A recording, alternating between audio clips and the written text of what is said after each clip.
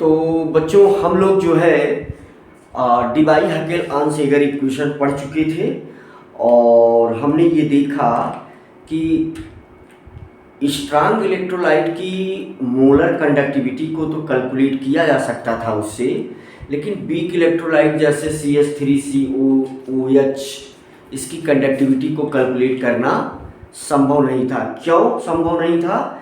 क्योंकि देखिए ये प्रश्न भी कई बार जेईई में भी पूछा गया है, वो बहुत सारे क्वेश्चन हैं तो डिबाई हकेल आंसेगर इक्वेशन पर भी है ना। तो एक प्रश्न ये बार बार पूछा जाता है कि वीक इलेक्ट्रोलाइट की कंडक्टिविटी को हम लोग डिबाई हकेल आंसेगर इक्वेशन से क्यों नहीं कैलकुलेट कर सकते। तो उसका सीधा सा आंसर है, जब हम ग्राफ बनाते हैं तो वीक इलेक्ट्रोलाइट का डाइल्यूशन इंक्रीज करने पर, उसको डाइल्यूट करने पर वो इतना तेजी से बढ़ता है कि वाई एक्सिस के पैरेलल हो जाता है। तो जब वो वाई एक्सिस को कट नहीं करेगा तो फिर हमें मोलर कंडक्टिविटी का पता लगा पाना मुश्किल होता है। तो उसी के लिए कार्ल राउस ने अपना जो है ला दिया। तो यहाँ एक पॉइंट से हम जो है शुरुआत करेंगे, यानी पिछले लेक्चर को हम जोड़ेंगे, है ना। तो by Debye Huckel Onsager equation, तो ये पॉइंट देखो यहाँ से पिछले वाले लेक्चर से मैं जोड़ रहा हूँ। तो ये क्या है मामला कि by Debye Huckel Onsager equation, by Debye Huckel and Onsager equation, we cannot calculate molar conductivity, है ना, molar conductivity at B dilution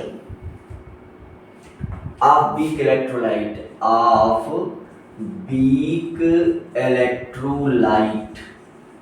देखो इसका रीजन क्या है, सिंपल सा, मतलब ऐसा हम क्यों नहीं कर सकते। अगर कोई हमसे प्रश्न कर ले कि ऐसा हम क्यों नहीं कर सकते, तो इसका जो रीजन है बच्चों, तो रीजन ये है सिंपल कि भाई उसका जो इक्वेशन था, तो इक्वेशन ये था कि lambda M at B dilution equal to, यानी molar conductivity at B dilution equal to molar conductivity at infinite dilution minus A C की पावर 1/2, ऐसा था। तो इसमें जब ग्राफ बनाया जाता था तो वीक इलेक्ट्रोलाइट का ग्राफ ऐसा आ जाएगा, है ना। वीक इलेक्ट्रोलाइट का ग्राफ जो है ये कुछ इस प्रकार से आ जाएगा, है ना। यही तो था CH3COOH का ग्राफ। तो इसी पर हम क्या रिप्रेजेंट करते थे, lambda M at B dilution, है ना। तो अब ये देखो ये क्या हो जा रहा है, पैरेलल हो जा रहा है, ये लाइन इसकी पैरेलल हो जा रही है। तो ये लैम्डा एम की वैल्यू हमको मिलेगी ही नहीं, है ना। जब ये कट करता तो ये मिलता हमको, लेकिन ये कट ही नहीं किया। तो यानी वीक इलेक्ट्रोलाइट की कंडक्टिविटी को हम कैलकुलेट नहीं कर सकते।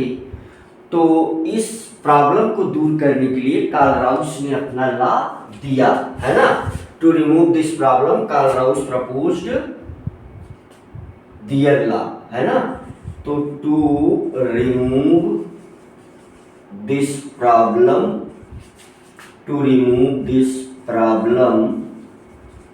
कार्ल राउस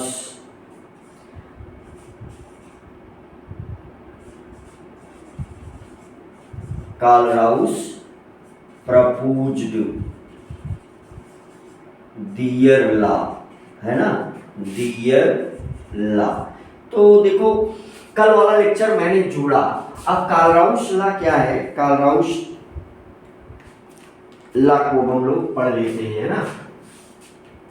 तो Kohlrausch law of independent migration of ions, तो चाहे हम इसको बोले, अब हमारा टॉपिक ये क्या आ गया, कार्ल राउस लॉ, कालराउस लॉ चाहे बोलो, या इसको हम और क्या बोल सकते हैं, Kohlrausch law of independent migration of ions. क्या बोल सकते हैं भाई, Kohlrausch law of independent migration,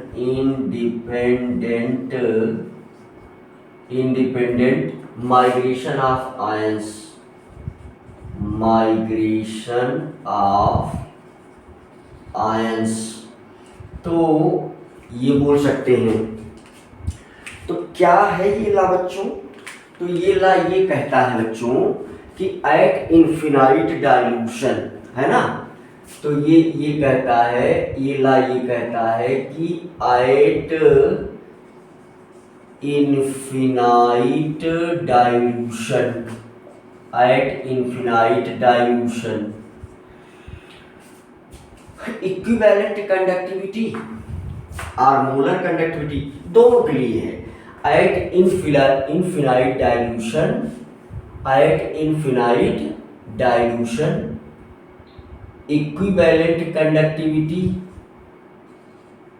है ना, at infinite dilution equivalent conductivity और मोलर कंडक्टिविटी, है ना, molar conductivity of any salt, of any electrolyte, of any electrolyte, of any electrolyte.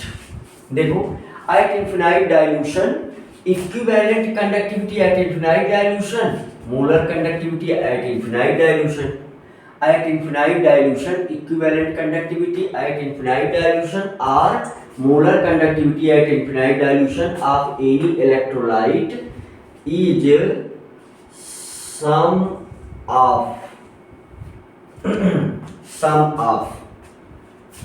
equivalent conductivity of cations and equivalent conductivity of anions is sum of equivalent, है ना, equivalent conductivity at infinite dilution of cations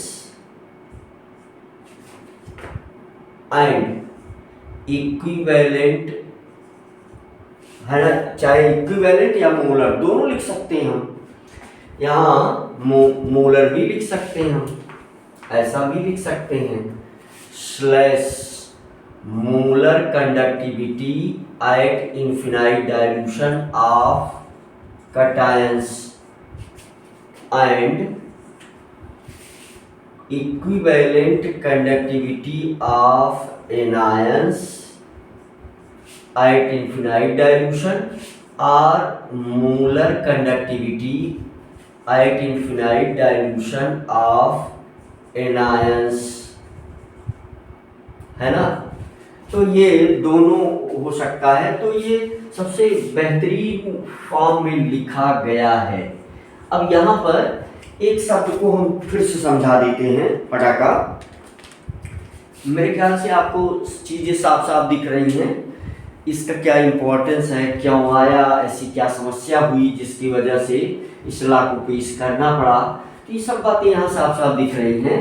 तो देखो एक बार मैं फिर से पढ़ दे रहा हूँ आपके सामने, at infinite dilution equivalent conductivity at infinite dilution और molar conductivity at infinite dilution of any electrolyte, of any electrolyte each sum of equivalent conductivity at infinite dilution of cations or molar conductivity at infinite dilution of cations and equivalent conductivity of anions at infinite dilution or molar conductivity of anions at infinite dilution, है ना। तो अब इसको फटाफट समझ लेते हैं, है ना। तो जरा सा ये इसका मैथमेटिकल फॉर्म दोनों हम लिख देते हैं भाई। तो सिंपली जैसे कोई यहाँ अगर आप इक्वेशन लिखना सीख गए तो सारा काम बन गया। अच्छा, अगर हम डायरेक्ट एग्जाम्पल ही दे दें तो फार्मूले लिखने की आवश्यकता शायद नहीं है, फिर उसके बाद फार्मूला लिख दिया जाएगा। तो चलो डायरेक्ट एग्जाम्पल ही दे देते हैं। अब ये जो इक्वेशन हम लिखेंगे यही लिखने आपको आ जाए, बस काम खत्म, है ना। जैसे एग्जाम्पल देने के बाद जो है हम लोग इसका फार्मूला लिख देंगे तो आप फार्मूला भी समझ जाएंगे। पहले अगर हम फार्मूला लिख देंगे तो कोई फायदा नहीं है। जैसे पहला इलेक्ट्रोलाइट हमारे पास क्या है, पहला इलेक्ट्रोलाइट है मान लो AgNO3, है ना। हमारे पास क्या है इलेक्ट्रोलाइट AgNO3। अब हमें क्या लिखना है, इसकी इक्विवेलेंट कंडक्टिविटी लिखना है। तो क्या लिखेंगे भाई, इक्विवेलेंट कंडक्टिविटी ऑफ AgNO3। ठीक भाई। अब देखो यहाँ पर at infinite dilution equal to, है ना, equivalent conductivity of Ag plus at infinite dilution plus equivalent conductivity of NO3 minus at infinite dilution. अब इससे फार्मूला बनेगा, लेकिन एक और लिख दें तो आपको ज़्यादा क्लियरिटी आ जाएगी। एक इसमें और मैं लिख दूं तो अच्छा, इसके लिए मोलर वाला भी लिख सकती हैं आप, अगर ये भी लिख सकते हैं। देखो ये क्या लिख सकते हैं, molar conductivity at infinite dilution of AgNO3। देखो क्या पढ़ेंगे, molar conductivity of AgNO3 at infinite dilution. क्या लिखा जाए इस चीज को कहीं, या मुझे लग रहा है कि आप पढ़ ले रहे हैं। चलो लिख देते हैं, मान लो लिख देते हैं। मैं ये मान के चल रहा हूं कि ये वाला मिटा दें, इधर वाला मिटा देते हैं और यहाँ लिख देते हैं। चलो मिटा देते हैं भाई। तो यहाँ से ये चीज हमने यहाँ पर मिटा दिया। अब देखो मेरे कहने का मतलब कुछ तरीका मैं अपना रहा हूँ कि जिससे आपके लिए ये चीज़ें आसान हो जाएं। बाकी NCERT की लैंग्वेज फॉलो करें वो तो बेहतरीन है। तो क्या है ये क्या लिखा हुआ है, ये लिखा हुआ है बच्चों इक्विवेलेंट कंडक्टिविटी ऑफ AgNO3। देखो ये क्या लिखा हुआ है, equivalent conductivity of AgNO3 at infinite dilution. मेरे ख्याल से बात बहुत क्लियर है, अच्छा ये क्या लिखा गया है बच्चों, ये लिखा गया है मोलर कंडक्टिविटी ऑफ AgNO3। ये लिखा गया है मोलर कंडक्टिविटी ऑफ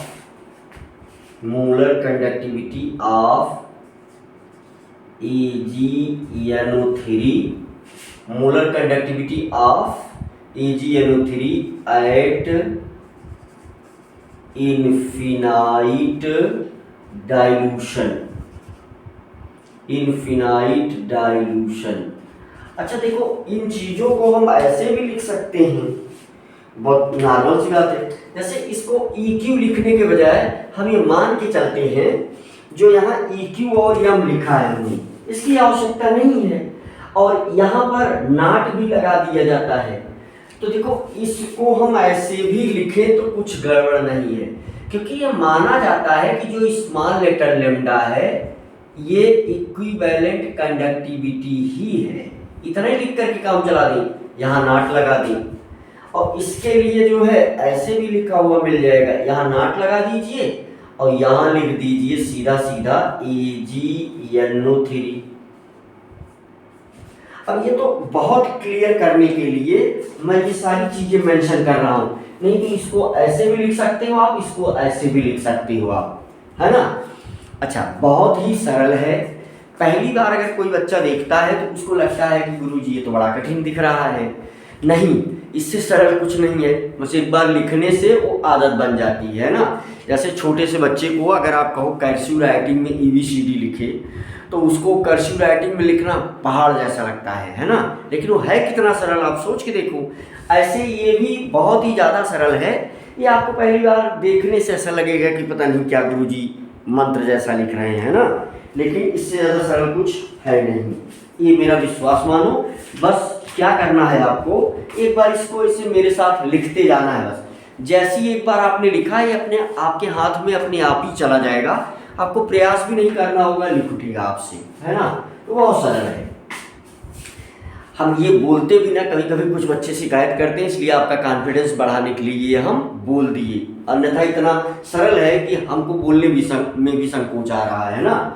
तो देखो, तो क्या है मामला यहाँ पर, यू कैन से ये है मोलर कंडक्टिविटी। अभी हम सब नियम फॉलो कर ले रहे हैं। Molar conductivity of Ag plus at infinite dilution plus molar conductivity of NO3 minus at infinite dilution. ठीक है भाई। तो अच्छा, लेकिन अभी यहाँ से फार्मूला क्लियर नहीं होगा, तो मैं दूसरा और बहुत सारा एग्जाम्पल लेता हूँ, तो उससे फार्मूले क्लियर होंगे भाई। मैं और सारे एग्जाम्पल लेता हूँ, चलो और सारे एग्जाम्पल ले करके फार्मूले क्लियर करता हूँ भाई। तो मैं जो है ये एग्जाम्पल मान लो ले रहा हूँ, चलो ये एग्जाम्पल ले लिया, और तो दोनों के लिए फार्मूला लिख दिया जाएगा फाइनली। दूसरा एग्जाम्पल जैसे मैंने ले लिया, चलो BaCl2 लेते हैं। दूसरा एग्जाम्पल हमारे पास किसका है, BaCl2 का है। तो अब इसके लिए दोनों चीज लिखो, तो BaCl2 है दूसरा एग्जाम्पल, तो BaCl2 के लिए दोनों चीज लिखना है। तो देखो ध्यान से, अब देखो हम ये कन्वेंशन नहीं, अब EQM हमेशा हर जगह लिखना ये बहुत अच्छा मुझे भी नहीं लग रहा है, और ये इन्फिनिटी की जगह हम नॉट का भी यूज करते हैं, दोनों को मतलब सेम ही है। तो ये छोटा सस्ता वाला यूज किया जाए, लेकिन मीनिंग यही है ना, तो समझ के चलना। तो यहाँ पर देखो हम क्या लिखने जा रहे हैं, equivalent conductivity of BaCl2 at infinite dilution equal to, है ना। तो ये हो जाएगा भैया सिंपल, तो ये हो जाएगा। अब देखो ध्यान देने वाली बात क्या आ जाएगी, 1/2। अब कैसे 1/2 आया, बस बता ही रहा हूं, सरल ही है। 1/2 equivalent conductivity of Ba2 plus, देखो यही जो 2 प्लस है यही 1/2 है, एट इन्फिनाइट डाइल्यूशन प्लस, अब यहां कोई 1/2 नहीं है, तो ये हो गया सीधा सीधा equivalent conductivity of Cl minus. अब आप कहो गुरुजी ये 2 कहां चला गया, तो समझो ये इक्विवेलेंट कंडक्टिविटी लिखी जा रही है, ये समझो। तो equivalent conductivity of Cl minus at infinite dilution, ठीक है। तो अब इससे इसका फार्मूला बनाया जा सकता है ना।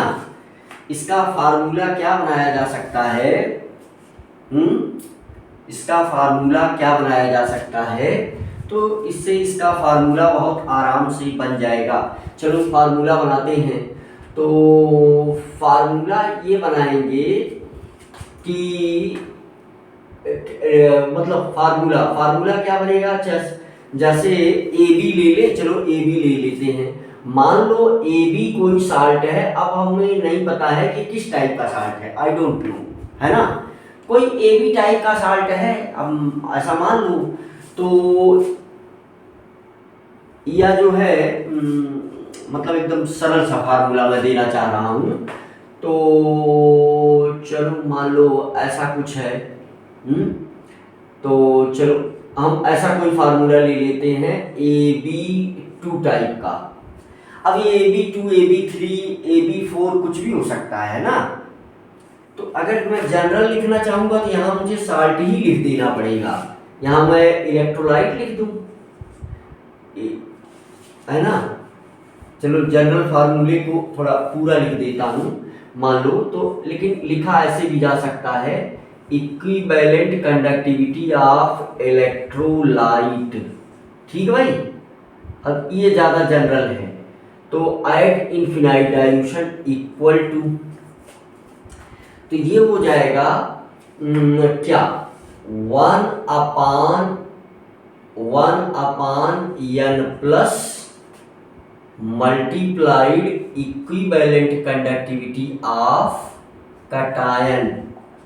भाई सारे उसमें क्या क्या होंगे, कटायन और एनायन ही तो होंगे एट इन्फिनाइट डाइल्यूशन, और फिर plus 1/n minus multiplied by equivalent conductivity of anion, है ना, ए एनायन लिखा है मैंने एट इन्फिनाइट डाइल्यूशन। ये क्या लिखा है, एनायन पूरा लिख लेना। तो देखो यहाँ n प्लस और n माइनस क्या है, n प्लस है number of charge present on cation, ये क्या है, number of charge at cation, और n माइनस क्या है, number of charge at anion. देख लो, मेरे ख्याल से बहुत सरल है, बहुत सिंपल और मोटी मोटी बातें मैं कर रहा हूँ। अच्छा, अब इसी के लिए मोलर कंडक्टिविटी चलो लिखते हैं, तो उसका भी फार्मूला बन जाएगा। अब हम क्या लिखने जा रहे हैं, मोलर कंडक्टिविटी ऑफ BaCl2 और किस पर, एट इन्फिनाइट डाइल्यूशन पर।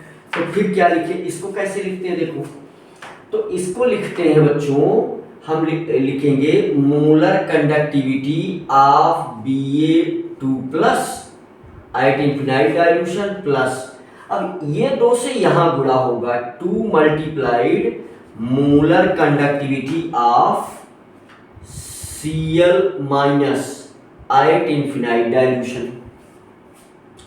तो देखो यहाँ के लिए जनरल फार्मूला बनाओ, है ना, यहाँ के लिए जनरल फार्मूला बनाओ। तो यहाँ के लिए जनरल फार्मूला क्या बनेगा, जैसे ये क्या बना है, जनरल फार्मूला है, ये क्या है भाई, जनरल फार्मूला है, और इसके लिए चलो जनरल फार्मूला बनाते हैं। तो जनरल फार्मूला कैसे लिखा जाएगा भाई, कहो तो कुछ चीज़ें मिटा दें और बहुत ज़्यादा साफ साफ लिख दें।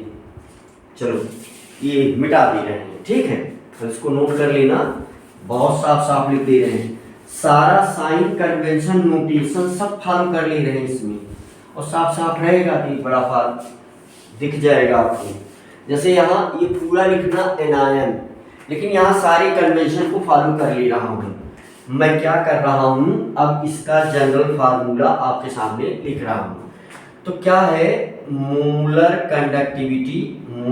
Conductivity at infinite dilution.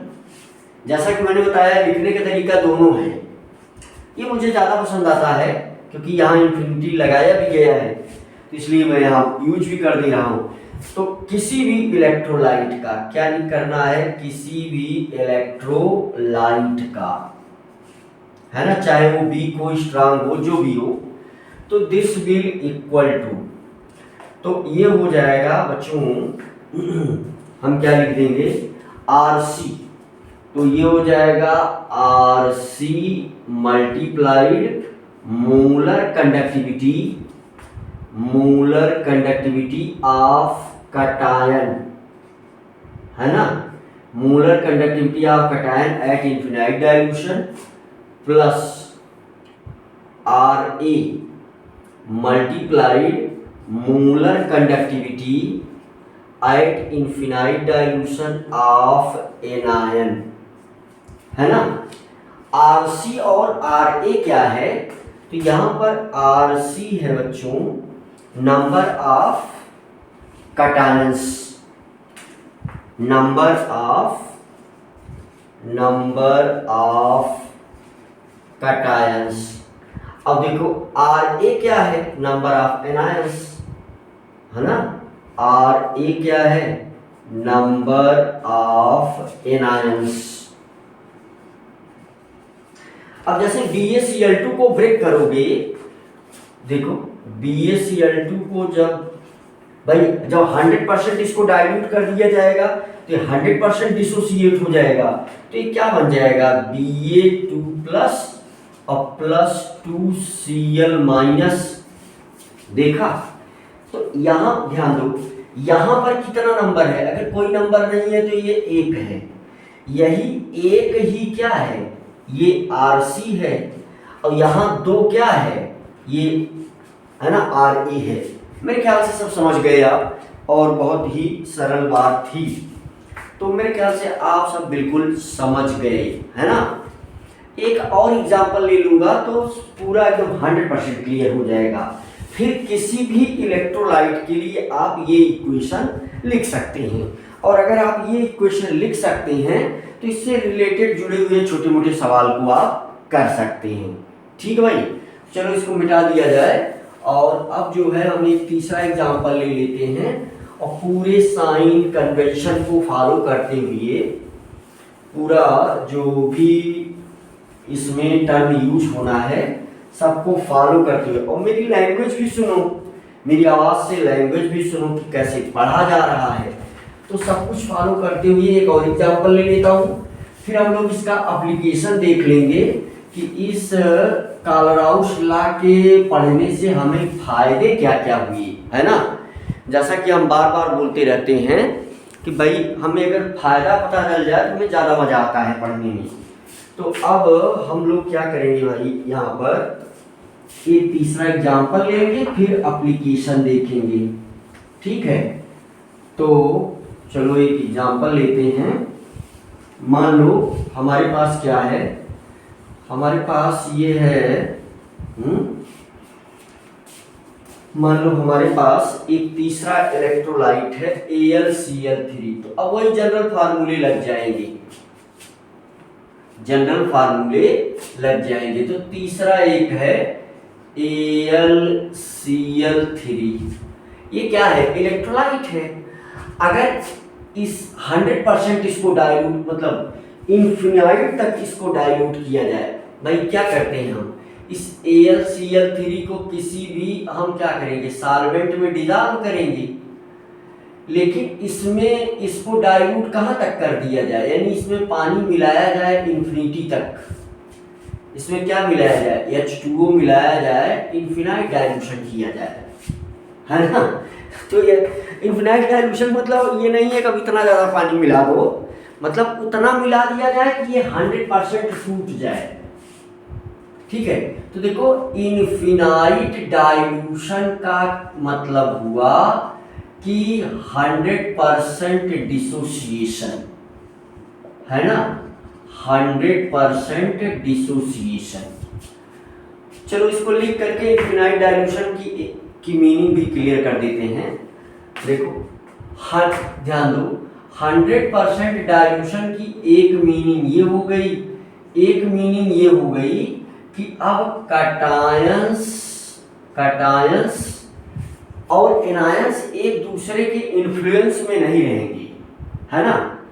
Cations and anions do not influence to each other, cations and anions do not influence to each other, influence to each other, ठीक है भाई। मतलब कि इतना डाइल्यूशन कर दिया गया कि अब कटायन एनायन एक दूसरे पर कोई भी आकर्षण बल नहीं लगा रहा है। जैसा कि तुम जानते हो कि कटायन एनायन कहीं प्रेजेंट होगा तो एक दूसरे पर आकर्षण बल तो लगाएगा ही, लेकिन जब उसको हम इन्फिनिटी तक डाइल्यूट कर देंगे तो एक दूसरे पर आकर्षण नहीं लगाएगा, फ्रीली मूव करेगा। इसीलिए Kohlrausch law of independent migration of ions, है ना, Kohlrausch law of independent migration of ions, इसीलिए इसका नाम ये पड़ा। तो जैसे इसके लिए अगर आप लिखना चाहते हो, मैं सब कुछ फॉलो करूंगा, तो equivalent conductivity of AlCl3 at infinite dilution equal to equivalent conductivity of क्या, Al3 प्लस, देखो 3 प्लस यहाँ आया तो यहाँ गुणा हो जाएगा 1/3 से, ठीक है। प्लस अब यहाँ AlCl3 है, तो यहाँ तो चूंकि Cl पर कितना माइनस है भाई, देखो बहुत सिंपल सी बात है, जैसे AlCl3 को अगर आप ब्रेक करोगे तो Al3 plus plus 3Cl minus, तो यहाँ ये 3 प्लस है तो यही 3 प्लस ये वाला है, इस पर तो एक ही माइनस है, तो एक से चाहे गुणा करो या ना करो, एक गुणे equivalent conductivity of Cl minus at infinite dilution, ठीक है। तो ये एक से चाहे गुणा करो चाहे ना करो तो साथ में ही लिख दिया जाएगा। अच्छा, इसी के लिए हम क्या लिख लेते हैं तो बिल्कुल क्लियर हो जाएगा, ये हमने लिखा molar conductivity of AlCl3 at infinite dilution equal to, ठीक भाई, molar conductivity at infinite dilution of Al3 plus, तो यहाँ देखो, यहाँ मोलर कंडक्टिविटी में इसके आगे लिखा हुआ यहाँ नंबर यू, यहाँ कोई नंबर नहीं है तो ये नंबर है, तो 1 से चाहे हम यहाँ गुणा कर दें 1, अब 3 से यहाँ गुणा किया जाएगा प्लस ये वाला 3 multiplied molar conductivity of Cl minus at infinite dilution, है ना। तो मेरे ख्याल से अब जनरल फार्मूला और सारी चीजें बहुत ही क्रिस्टल क्लियर होंगी कार्ल-राउस लॉ के विषय में। शुरुआत में अगर आप वही इक्वेशन लिखना सीख गए हैं तो मेरे ख्याल से फिर कोई दिक्कत ही नहीं है, इक्वेशन लिखते जाइए, सवाल बनते जाएंगे, तो इक्वेशन लिखने कुल मिला जुला करके आना आपको चाहिए। अच्छा, तो यहाँ पर हम जो है इसके कुछ फायदे देखेंगे जो मेन चीज है। तो यानी हम लोग क्या पढ़ने जा रहे हैं, हम लोग पढ़ने जा रहे हैं एप्लीकेशन ऑफ कार्ल-राउस लॉ, है ना, या कार्ल-राउस लॉ के पढ़ने के फायदे। तो देखो, जैसे जब मैंने लेक्चर शुरू किया था तो फायदा तो वहीं से एक क्लियर दिख रहा है आपको, है ना, एक क्लियर फायदा तो वहीं ये दिख रहा होगा साफ साफ कि भाई जो है डिवाई-हाकेलान-सेगर इक्वेशन से हम एक इलेक्ट्रोलाइट की कंडक्टिविटी को नहीं निकाल पा रहे थे, यहाँ निकाल लेंगे। यहाँ पर वीक इलेक्ट्रोलाइट की कंडक्टिविटी को हम क्या करेंगे, निकाल लेंगे, है ना। तो चलो देख लो फटाफट, तो कैसे कैसे क्या फायदे हैं देख लेते हैं सब फटाफट पॉइंट्स, है ना। तो हेडिंग क्या हो गई हमारी, एप्लीकेशंस ऑफ कार्ल-राउस लॉ। इस हेडिंग को हम फटाफट डिस्कस करते हैं भाई। तो हेडिंग क्या है हमारे पास, एप्लीकेशंस ऑफ कार्ल-राउस लॉ, है ना। ये हेडिंग है हमारे पास एप्लीकेशंस ऑफ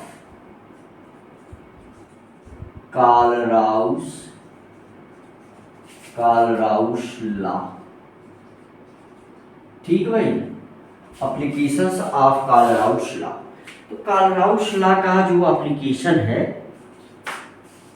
इस पर हम विचार करेंगे। तो पहला एप्लीकेशन क्या है, we can calculate the molar conductivity of we can calculate the molar conductivity of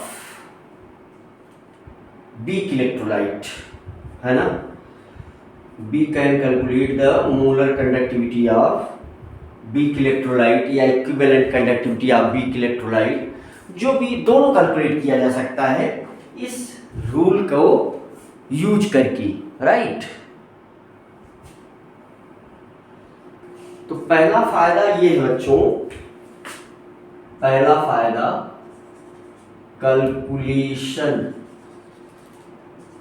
calculation of equivalent अब इक्विवेलेंट मोलर चाहे जो भी निकाल लो, कैलकुलेशन ऑफ इक्विवेलेंट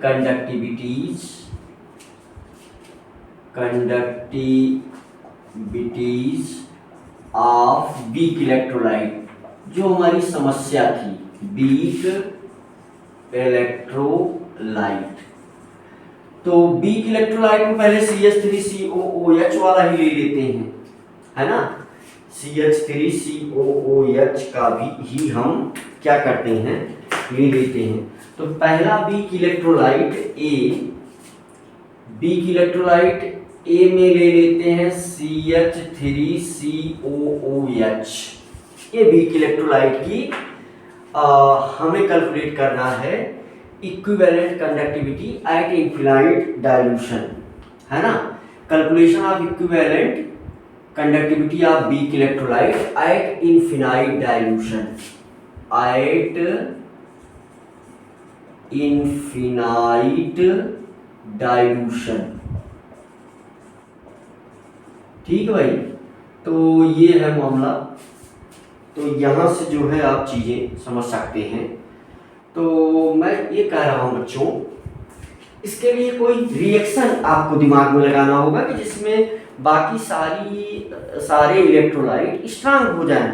जैसे ये रिएक्शन अगर हम करवा दें, देखो CH3COOH प्लस NaOH, अब ये स्ट्रांग है। अब ये रिएक्शन करके क्या देगा, ये रिएक्शन करके देगा CH3COONA प्लस CH3COONA। अच्छा, यहाँ से जो है, अच्छा एसिड और बेस मिल रहा है, तो हाँ, तो अगर एसिड और बेस मिल रहा है, अच्छा इसमें जो है अगर हम NaCl या O, हाँ ये इस रिएक्शन से होगा, इससे नहीं होगा। ये वाला रिएक्शन आप देखें, इससे ये पॉसिबल है। तो ये है CH3COONA plus HCl gives CH3COOH plus क्या मिल जाएगा, NaCl। ठीक भाई, तो ये बन जाएगा। तो यहां से देखो, अगर आप दिमाग लगाओ इसमें, तो सब कुछ बहुत ही सरल है। तो हमको चाहिए equivalent conductivity of CH3COOH at infinite dilution. अब चाहे इस रिएक्शन को हम मॉडिफाई करके लिख दे रहे हैं, चलो देखो इसको, देखो इस रिएक्शन को हम ऐसे भी लिख सकते हैं। कैसे? इस रिएक्शन को हम लिख सकते हैं CH3COONA प्लस HCl माइनस, है ना, minus NaCl equal to CH3COOH। देखो इस रिएक्शन को ऐसे लिखा जा सकता है। ठीक है भाई, तो बस अब काम बन गया, यानी CH3COOH इधर लिख लेंगे, बाकी चीजें उस तरफ लिख देंगे। तो ये लिखने का तरीका ही है, जैसा मैं कह रहा हूं कि अगर लिखने का तरीका आपको मालूम पड़ गया तो बस कालराउस लॉ, बहुत छोटी मोटी बातें हैं, है ना। हाँ, तो इसमें ये देखो दिस इक्वल टू दिस, तो इसी रिएक्शन पर ही ये लिखा जाता है। तो ये इक्विवेलेंट कंडक्टिविटी ऑफ CH3COONA, ये यहां से मिल जाएगा एट इनफिनाइट डाइल्यूशन। फिर प्लस ये भी स्ट्रांग इलेक्ट्रोलाइट है, equivalent conductivity of HCl at infinite dilution, और ये भी स्ट्रांग इलेक्ट्रोलाइट है, minus equivalent conductivity of NaCl at infinite dilution. अब कभी सवाल अगर पूछेगा, देखो कभी अगर सवाल पूछेगा तो वो चुप्पे से, ध्यान दो, कभी अगर आपसे सवाल पूछा तो वो जो है क्या करेगा, सवाल में इसकी इक्विवेलेंट कंडक्टिविटी दे देगा, है ना। मतलब ये हुआ कि इसकी वैल्यू दे देगा, मान लो इसकी वैल्यू दे दिया, ऐसे हम मान ले रहे हैं, मान लो इसकी वैल्यू दे दिया 10, क्या होता था, siemens centimetre square equivalent inverse, इसकी वैल्यू ये दे दिया। इसकी वैल्यू दे देगा साइलेंटली, तो इसकी वैल्यू दे दिया इसने, मान लो मान लेते हैं कि 20 siemens centimetre square equivalent inverse. मान लो फिर इसकी वैल्यू दे देगा, है ना, इसके लिए इसकी वैल्यू दे देगा, मान लो इसकी वैल्यू दे दिया इसने 25, तो 25 siemens centimetre square equivalent inverse. तो मान लीजिए ऐसा वैल्यू दे दिया, तो फिर इसकी पूछ लेगा भाई इसका बताओ, तो ये हम कैलकुलेट कर देंगे, इसको जोड़ करके ये दोनों जोड़ दो, उसको घटा दो, तो ये 20 10 कितना हो गया 30 माइनस 25 इज इक्वल टू 5।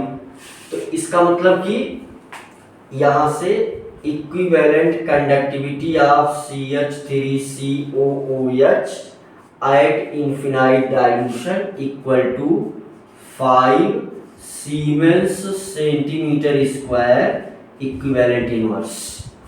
तो ऐसा कुछ जो है कैलकुलेशन में भी सवाल आपसे पूछ सकता है, मेरे ख्याल से बहुत ही सरल है और बहुत आसानी से आपको समझ में आ रहा है। हाँ, कैमरे में दिख रहा है काम भर का भाई, है ना, अब बहुत अच्छा तो नहीं दिख रहा है भाई बच्चों, लेकिन अब इससे काम चला सकते हैं आप, राइट। अच्छा, जो है दूसरा भी, जैसे मान लो NH4OH का हमें निकालना है बी, मान लो हमें किसका निकालना है NH4OH का, तो इसका जो है डायरेक्ट नहीं निकाला जा सकता, तो इसके लिए इस इक्वेशन का यूज करो। किस इक्वेशन का, NH4Cl प्लस, है ना, NH4Cl प्लस HCl, राइट। क्या यूज करोगे, NH4Cl प्लस NaOH, है ना, NaOH, तो ये क्या बनाएगा भाई, ये बनाएगा NH4OH प्लस, है ना, NH4OH प्लस NaCl। अब इससे निकाल सकते हो, है ना, इसको जो है NH4OH इधर कर लो, बाकी चीजें उधर कर दो, है ना।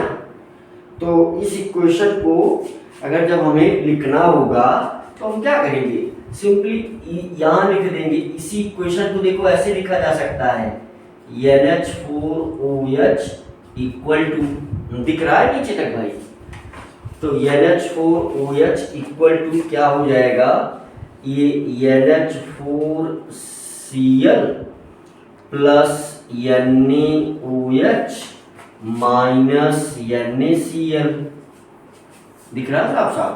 तो ऐसा करके उसमें कन्वर्ट कर सकते हो। तो ये बहुत हो गया, इतने से तुम्हारा काम बन जाएगा भाई। कोई सवाल अगर आएगा तो आप कर सकते हैं। दूसरा देखो एप्लीकेशन, तो पहला एप्लीकेशन हो गया। दूसरा एप्लीकेशन ये है बच्चों, number second, we can calculate the degree of dissociation of weak electrolyte, है ना। तो अल्फा की वैल्यू हम लोग कैलकुलेट कर सकते हैं, alpha for week electrolyte, weak electrolyte, तो ये कर सकते हैं।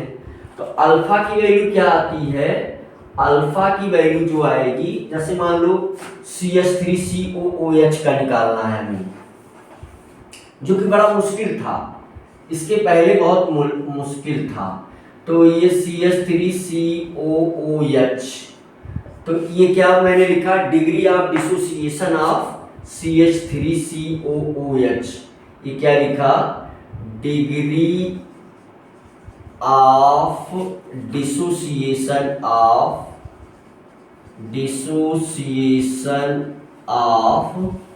CH3COOH,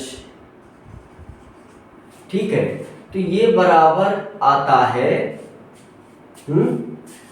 तो सिंपल सा है, तो ये आएगा भाई equivalent conductivity at C dilution, at C dilution है ना, eight C dilution of CH3COOH। मेरे ख्याल से बात समझ में आ रही है, मेरे ख्याल से बात समझ में आ रही है ना, साफ साफ नहीं है, चलो साफ साफ कर देते हैं, है ना। इसको देखो क्या पढ़ेंगे, CH3COOH, यहाँ ब्रैकेट लगा दिया, यहाँ divided by equivalent conductivity at infinite dilution of CH3COOH। ठीक है, देखो बहुत सरल है। अब ये भी लिख सकते हो, this will equal to what, है ना, दिस विल इक्वल टू, ये भी हो सकता है molar conductivity at C dilution of CH3COOH divided by molar conductivity at infinite dilution of CH3COOH।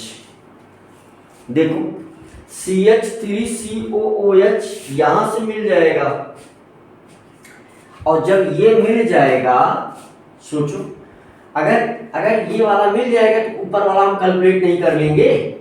देखो ये वाला है ना, जैसे देखो हमें ये वाला कहां से मिलेगा, यहां से मिल जाएगा, और फिर हम क्या करेंगे, हम करेंगे लेमडा m CH3COOH, है ना, एट सी कंसंट्रेशन। इसको क्या पढ़ेंगे, चलो लिख भी दे रहा हूं, इसको क्या पढ़ेंगे, इसको क्या पढ़ेंगे, इसको पढ़ेंगे मोलर, इसको क्या पढ़ेंगे, मोलर कंडक्टिविटी, मोलर कंडक्टिविटी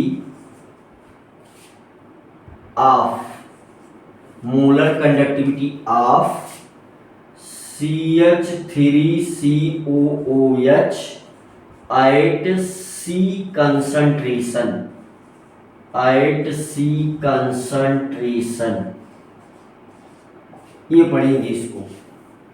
ठीक है, तो इसकी वैल्यू क्या हो जाएगी, देखो ये जो है हो जाएगा molar conductivity at infinite dilution of CH3COOH, और फिर माइनस AC की पावर 1/2। देखो ये वाली, मेरे ख्याल से सब कुछ दिख गया आपको, तो ये वाली क्वांटिटी हमें कहां से मिल जाएगी, यहां से, ठीक है, और ए कांस्टेंट है, एक्सपेरिमेंट्स वैल्यू दी जाएगी, कितना अमाउंट हमने डिसॉल्व किया है, ये सी वही कंसंट्रेशन है ना। तो ये कुल मिलाकर के ये दूसरा एप्लीकेशन आपने समझ लिया।